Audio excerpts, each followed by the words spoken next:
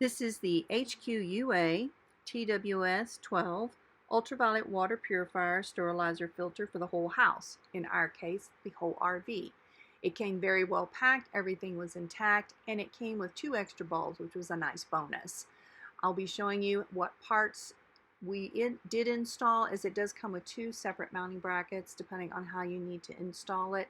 We did utilize one of those mounting brackets, and we'll show you the tools as well that we used to install. The few tools you see here were used to install.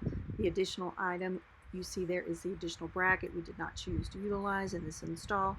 This item is used specifically for our full house motorhome, so that when we are in Mexico, we will have nothing but purified water. This installed very easily. We did install it prior to leaving the United States, and so has been in use for 2 months. Hope you enjoyed this review.